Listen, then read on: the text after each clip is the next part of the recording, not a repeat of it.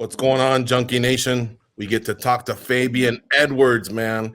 He is a middleweight who fights for Bellator, and Bellator 287 is coming upon us in Milan, Italy.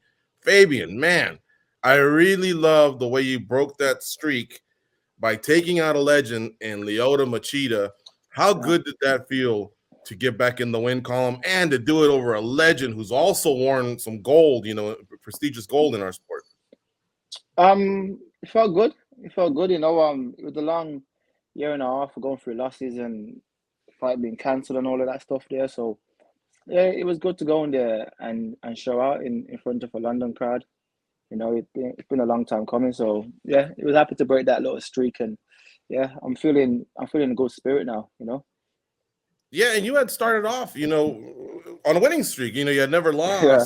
You hit the speed bumps, and now you're back in the win column. You got Charlie Ward coming up. But I wanted to ask you, if you had to attribute the two losses that came together, was it just a period of time? Because it actually relates to the pandemic as well. Yeah. But at the same time, we all went through the pandemic. So I want to ask you, what would you relate the speed bumps that you hit that now it appears you've corrected, and now you're moving on to maybe another 10 fight, 8 or 9 fight? Yeah. I don't know, to be honest. When I fought in America, I never had my corner team with me. I never had my brother, my striking coach, my wrestling coach. And when you're going for a fight and it's not going your way, you need a team there. So I learned from that. And I don't know what to string it to, because I always train hard. I'm always first in the gym, last one out. So I don't know what it was, but whatever it is, I felt like I've corrected it. Yeah, no doubt. I did ask about the pandemic because there were times where there was different types of shutdowns between our country, your country, visas. Yeah. And I can only imagine that at the same time, forget about the physical side, right? Obviously, you get down, you have your win streak, the win over Lyoto. Your gym has a lot of success. But at the same time, mentally, did all that kind of stuff mess with you as well? Like cancellations, the pandemic, visa issues, things like that. And I'm sure I've seen the passion between you and your brother that you share for each other. So at the same time, if something's happening there, it might affect you and vice versa.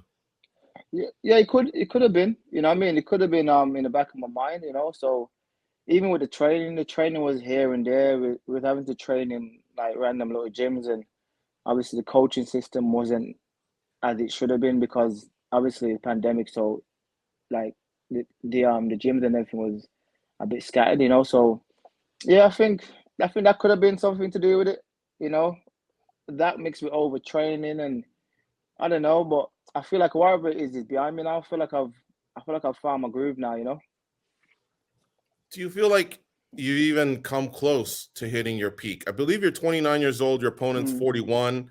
They say that men can go from 27 to 33 in their peak in some of the sports that I used to follow or play, like basketball, football, whatever. I feel like fighting, man. I've seen some 40-year-olds win titles. I've seen some 22-year-olds win titles. But how would you feel physically as far as your peak? Have you even gotten there? Personally, I don't think so. I started the sport at 22. Like before that, I didn't even know what MMA was. Actually, yeah, I didn't follow MMA. So, like, I feel like I'm just about scratching the surface of it. So I feel like my best performances, even though I've had good ones, I think they're all in front of me. And everyone's gonna see that come like the next few years. Tell me about the popularity of the Edwards brothers and MMA in general in the UK. We know that obviously huge boxing country, lots of world champions. I know about football. Trust me, I got my little Manchester United there. I'm a fan of Manchester United. But what about MMA, man? You guys have both had some great KOs this year. And of course, every day, during the pandemic, our sport grew a lot as well. So tell me, how big is it over there? It's grew loads, It's definitely grew loads. I feel like me and my brother Leon, we're definitely the front runners, especially in Birmingham. So, and since that KO that my brother delivered, and since my KO as well over a legend like that, it's definitely got more popular. In Birmingham, especially, like you go out, people tend to stop you and congrats you, and so it's a good thing. It's not as big as it is in America, but it's getting there. Fabian, I want to talk about this last fight that you had, just because so much training goes into what you guys do. And this fight went pretty perfect for you. I mean, you went in, you were in and out. But what I wanted to ask was, did you get that release that fighters talk about once that fight happens? Or did you still have like pent up energy at the end of the fight? Yeah, I never got the release, you know. Like I never got the release. I was saying, I wish the ref let me carry on a little bit, you know what I mean? But obviously the fight was finished. So I wish I could have got a bit like 2 more punches in and I probably would have been satisfied, you know. But I think with this fight, because Charlie's a tough guy, or he appears to be tough, I think I'll be able to get the release in this fight, you know. You know, Charlie's a very aggressive fighter. Is that music to your ears, knowing that this guy's going to come forward and not stop? It is music. Like I said, I think with this fight, I feel like I feel like after the fight, I'm gonna feel like I've had a well deserved meal in that, you know what I mean? In that sense, I feel like this fight's gonna be a fight where I can sit back and be like, yeah, that's the release that I was after, you know, because hopefully Charlie can take what I'm gonna be giving him and keep coming forward. I know for that last fight, you didn't really tell us the exact prediction, but you kind of gave us an idea of what it was you were going to do. For this one, do you already have it played out in your head? And I guess without giving away too much of your strategy, do you know how this one's ending? If I'm honest, like I said, Charlie is a tough guy, but there's only so far your toughness can go, you know what I mean? And he got wobbled by a random kid in his last fight, you know what I mean? The guy had Charlie on a little bit of skate, so personally, I can see it being like a second round stoppage. Honestly, Charlie's there to be hit, and I'm going to be hitting hard. You know, I pointed out the advantage you hold in terms of youth, 29 to 41. You also have a 6-inch reach advantage. Could this possibly even be a step back from Lyoto? Like, shouldn't it kind of be going in the other direction? Was it more about staying busy? Do you have a problem with the matchup? If I want, like, personally, I didn't want the matchup. You know what I mean? Like, personally, once the fight was finished, I asked for John Salter because he was like ranked in front of me at the time. Right. I asked for I seen that obviously after Masasi lost, I asked for the Masasi fight, you know. So, you know what I mean? I never asked for the Charlie fight. I didn't want the Charlie fight, if I'm honest. You know what I mean? I wanted those two fights, and obviously that was what was put on the table for me. So I thought, you know, okay, I got to eat. Musasi would be nice, man. You could call it a legend killer tour or something. Yeah. Because he's held obviously prestigious belts in multiple organizations. All right, let's go back to Lyoto. As much as the left cross was nice, the ground and pound was vicious, you snuck in a knee, right? That because it wasn't full thrust, it maybe might have escaped some people, but is that basically what started initially? Like, did you feel him get folded by the knee prior to starting to throw hands? Yeah, it was. You see, when you look at them little details there, because people just see the elbow and the left hand, you know what I mean? But before that, it was the little sneaky knee up the middle. Yeah. And then there was a little frame underneath. I don't know if you guys seen it. There was a little frame under his chin to then the elbow.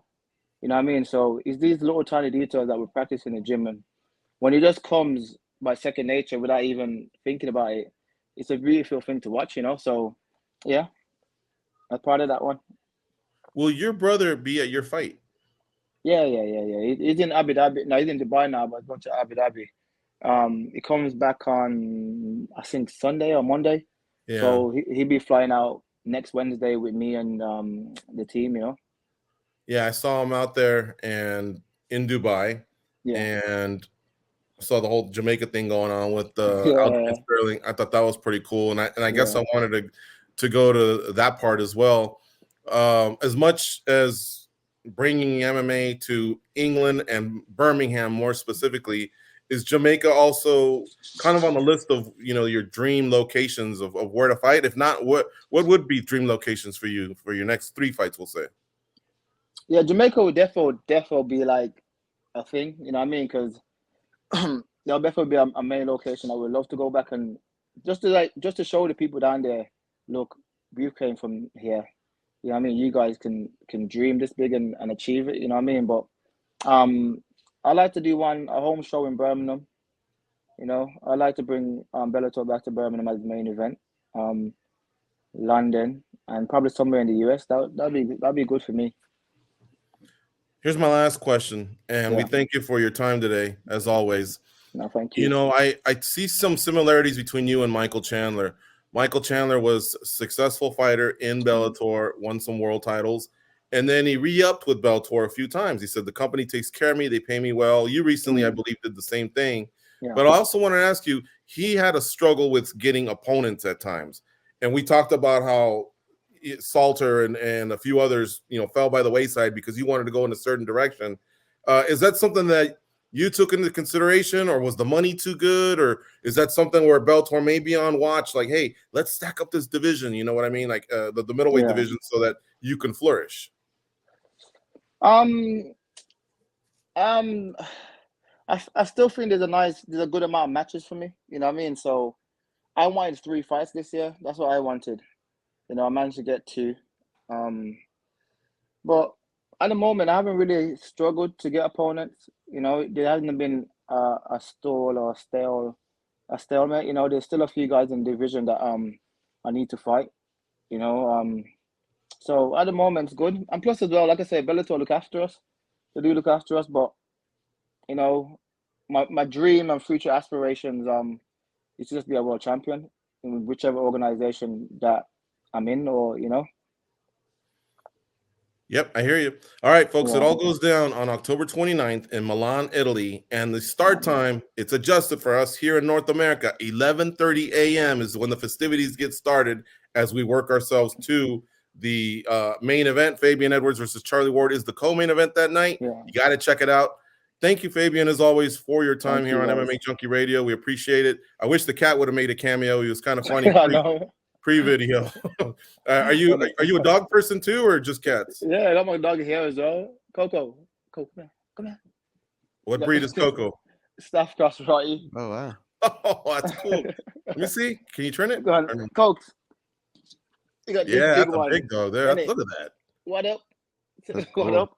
And the cat somewhere, probably I don't know, do some mess. And they get on pretty good, huh? Yeah, somehow. So, I don't know how, but somehow they got on pretty good. You never have to get in there like one of the referees and stop the action. Stop it. Nah, the dog tries it a few times though. You have to like give her a little, you know what I mean? I have to give her a little reminder, but yeah, they get on pretty well. Yeah, the cats have that flyweight quickness. You know what I mean? Like Demetrius Johnson. All right, mate. Thank you for the time. We'll talk to you soon. No, thank you.